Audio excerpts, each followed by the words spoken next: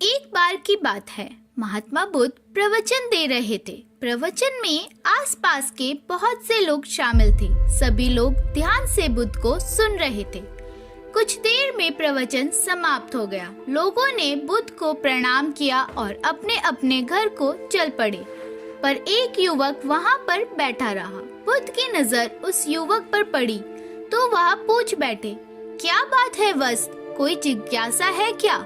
युवक बुद्ध के पास गया और प्रणाम करके बोला, प्रभु, बहुत उलझन में हूँ। जितना इसके बारे में सोचता हूँ उतना ही उलझता जाता हूँ।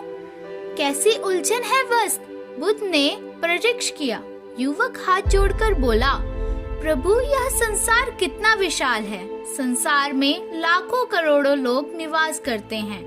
उनमें से भी एक से बढ़कर एक विद्वान, कलाकार, योद्धा। ऐसे में उन सब के बीच मुझ जैसे सामान्य प्राणी का क्या मूल्य है? युवक की बात सुनकर बुद्ध मुस्कुरा दिए। वे बोले, तुम्हारी जिज्ञासा का उत्तर मिल जाएगा, पर इसमें थोड़ा सा समय लगेगा। क्या तब तक मेरा एक छोटा सा काम कर सकते हो? प्रभु, ये तो मेरे लिए गर्व का विषय है कि मैं आपके काम आ सकूं। युवक ने पुनः अपने हाथ जोड़ दिए। आप आदेश करें प्रभु। बुद्ध ने युवक को एक चमकीला पत्थर देते हुए कहा, तुम्हें इस पत्थर का मूल्य पता करना है, पर ध्यान रहे इसे बेचना नहीं है, सिर्फ मूल्य पता करना है। जैसी आज्ञा प्रभु, कहते हुए युवक ने बुद्ध से वह पत्थर ले लिया। उसने एक बार फिर से उन्हें प्रणाम किया और बाजार की ओर चल पड़ा। बाजार से वह ज्यादा दूर नहीं था। युवक थोड़ी देर में ही वहां पहुंच गया। वह सुबह का समय था, इसलिए बाजार अभी ठीक से लगा नहीं था। वहां पर इक्के दुक्के दुकानदार ही थे। युवक ने जिज्ञासावश इधर उधर नजर दौड़ाई। उसे एक पेड़ के नीचे एक दुकानदार नजर आया। वह आम बेच रहा था। युवक उस दुकानदार के पास पहुंचा और उसे पत्थर दिखाते हुए बोला, क्या आप इस पत्थर की कीमत बता सकते हैं? दुकानदार एक चालाक व्यक्ति था। पत्थर की चमक देखकर वह समझ गया कि अवश्य ही यह कोई कीमती पत्थर है। वह बनावटी आवाज में बोला, देखने में तो कुछ खास नहीं लगता, पर मैं इसके 10 आम दे सकता हूँ। दुकानदार की बात सुनकर युवक को हल्का सा क्रोध आया। वह मन ही मन बुदबुदाया, यह आदमी मुझे बेवकूफ समझता है। इतना सुंदर पत्थर और इसका मूल्य सिर्फ 10 आम। अवश्य ही यह झूठ बोल रहा है। युवक चुपचाप दुकानदार के सामने से उठकर चला गया। दुकानदार बोला, निकालू आम? पर युवक ने दुकानदार को कोई जवाब नहीं दिया। वह चुपचाप आगे बढ़ गया। सामने एक सब्जी वाला अपनी दुकान सजा रहा था। युवक उसके पास पहुंचा और उसे पत्थर दिखाते हुए उसका मूल्य पूछा। उस पत्थर को देखकर सब्जी वाले की आंखें खुशी से चमक उठी। वह मन ही मन सोचने लगा, यह पत्थर तो बहुत कीमती जाना पड़ता है। अगर मुझे मिल जाए तो मजा ही आ जाएगा।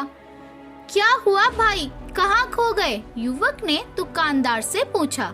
सब्जी वाला चौंकते हुए बोला, कुछ नहीं, मैं तो बस मन ही मन इसकी कीमत का गुणगान कर रहा था।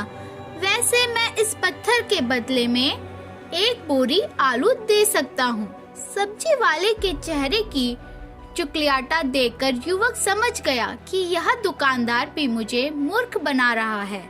मुझे किसी और से इसका मूल्य पता करना चाहिए। यह सोचकर युवक आगे बढ़ गया। सब्जी वाला दुकानदार युवक के पीछे से आवाज लगाता है, क्या हुआ भाई?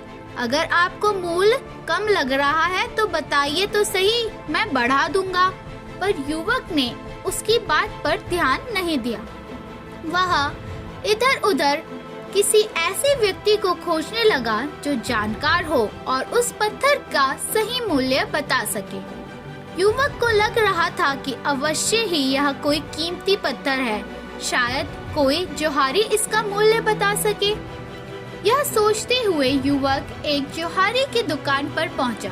जोहारी अपनी दुकान को अभी खोल ही रहा था। उसने युवक को अपनी दुकान की ओर आते देखते हुए दूर से ही देख लिया। साथ ही उसने युवक का हुलिया देखकर यह भी भांप लिया था कि यह कोई गरीब व्यक्ति है जो विवश होकर गहने बेचने आया होगा। जोहारी ने हाथ जोड़कर युवक को नमस्कार किया और मुस्कुराकर पूछा, बताइए महोदय, मैं आपकी क्या सेवा कर सकता हूँ? युवक ने बुद्ध का कीमती पत्थर अपनी हथेली पर रख दिया और बोला, इसका मूल्य पता करना है। पत्थर को देखते ही जोहारी उसे पहचान गया कि यह तो बेशकीमती रूबी पत्थर है जो किस्मत वालों को ही मिलता है। वह बोला, पत्थर मुझे दे दो और मैं तुम्हें 1 लाख रुपए दे दूंगा। कहते हुए जोहारी ने पत्थर लेने के लिए अपना हाथ आगे बढ़ाया, पर तब तक युवक ने पत्थर को अपनी मुट्ठी में बंद कर लिया।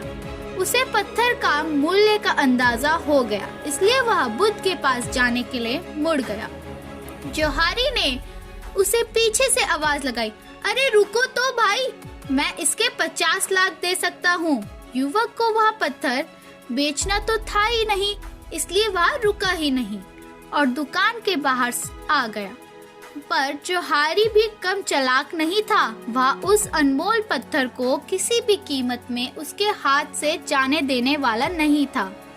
वह दौड़कर उसके आगे आ गया और हाथ जोड़कर बोला, तुम यह पत्थर मुझे दे दो, मैं इसके बदले में तुम्हें 1 करोड़ देने को तैयार हूँ। युवक को जोहारी की बात में अब कोई रुचि नहीं रह गई थी। वह जल्द से जल्द बुद्ध के पास जाना चाहता था, इसलिए ना तो वह रुका और ना ही उसने जोहार की बातों पर कोई जवाब दिया। वह तेज तेज कदमों से बुद्ध के आश्रम की ओर चल पड़ा।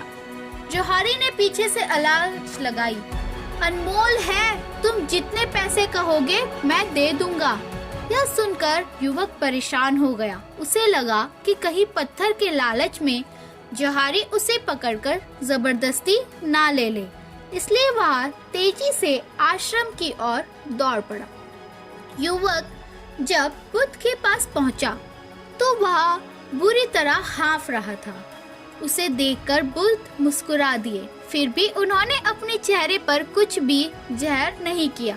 वे बोले, क्या बात है व्यस्त, तुम कुछ डरे हुए से लग रहे हो। युवक ने बुद्ध को प्रणाम किया और सारी बात सुना दी। साथ ही उसने वह पत्थर भी उन्हें वापस कर दिया। बुद्ध बोले, आम वाले ने इसका मूल्य 10 आम बताया, आलू वाले ने 1 बोरी आलू और जोहारी ने बोला यह अनमोल है। इस पत्थर के गुण जिसने जैसे समझे उतने उसका मूल्य उसी हिसाब से लगाया। ऐसे ही जीवन है। प्रत्येक व्यक्ति खान से निकले हुए एक हीरे के समान है जिसे अभी तराशा नहीं गया है।